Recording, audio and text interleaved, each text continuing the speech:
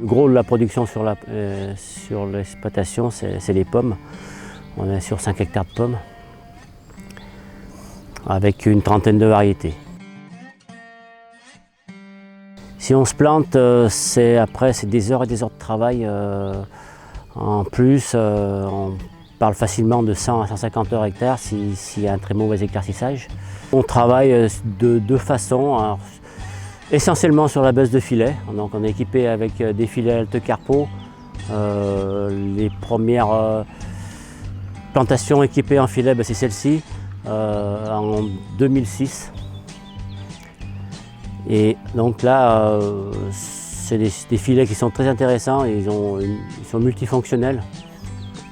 Et donc ils ont la fonction de faire un éclaircissage naturel en baissant les filets et en empêchant la pollinisation par les abeilles.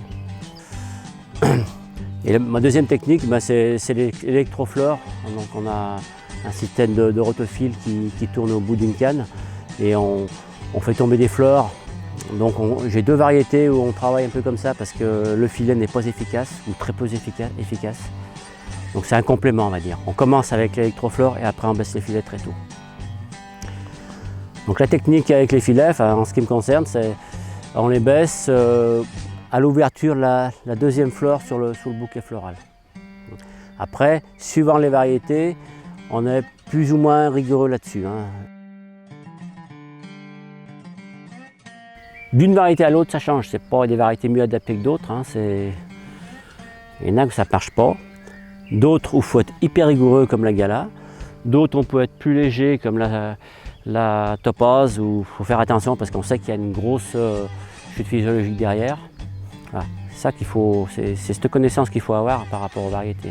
Donc il ne faut peut-être pas s'amuser quand vous avez une nouvelle variété, tout de suite à démarrer, à descendre les filets la première année. Parce que là, vous ne connaissez pas l'attitude de la variété par rapport à ce type de technique. Tous les soirs, on fait un tour dans les vergers pour voir ce qu'il y a, les filets qui sont à descendre. Et le lendemain matin, on y part de bonne heure avant que les abeilles aient commencé leur travail. On positionne notre filet sur la remorque. Le filet est sur un mandrin. La remorque est perpendiculaire au rang. Après, on met la plateforme en début de rang avec un système de mât. On attache le filet sur le mât de la plateforme et on avance la plateforme jusqu'au bout du rang. Une fois arrivé en haut, hop, on redescend, on fait demi-tour, on agrafe le filet. Une fois arrivé en bas, on coupe le filet et on passe au rang suivant. Voilà. Ça, c'est la première phase.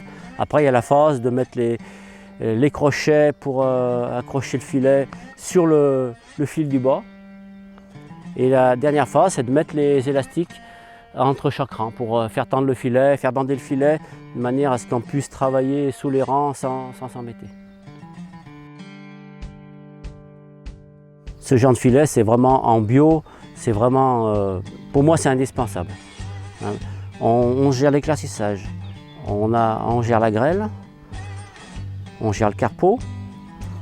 Le jour où il y a un gros coup de vent, le fait que ce soit du monorang, ça casse le vent. Il y a beaucoup moins de chutes de fruits. On gère aussi tout ce qui est piqûres d'oiseaux, souvent en verger non couvert. C'est phénoménal le nombre de fruits qui sont piqués par les oiseaux. Là, on peut gérer ça aussi. Il y a plein de fonctions intéressantes. Si vous avez des variétés du type Gala ou Golden dessous, avec des risques tavelures énormes, quand il pleut des journées entières ou que le feuillage reste mouillé des journées entières, sous un filet c'est encore pire. Donc là vous maintenez une humidité et là l'année passée c'était assez compliqué sur cette parcelle là. Hormis, c'est la première fois que je trouvais un inconvénient à ce filet. Après il y a aussi un temps d'ouverture et de fermeture qui est plus conséquent que n'importe quel autre filet parce que chaque fois que vous allez intervenir dessous pour l'éclaircissage, ne serait-ce que l'éclaircissage, il faut ouvrir le filet et le refermer derrière. Donc c'est quand même du temps passé en plus. Mais pour l'éclaircissage, il n'y a que ce système-là qui fonctionne, c'est-à-dire le monorang. On peut faire, le monoparcelle ne fonctionne pas. 8 000 € de filet en tout. Tout compris, avec les crochets, les élastiques. Voilà. Pour 1,5 hectare. Cette année, j'ai une subvention de 60% sur l'investissement du filet. Donc 40% de base, 10% bio, 10% zone de montagne. Vous assurez une récolte, vous assurez contre la grêle, comme ça, vous assurez contre le carpeau. Depuis 15 ans que je passe plus pour le carpeau ici.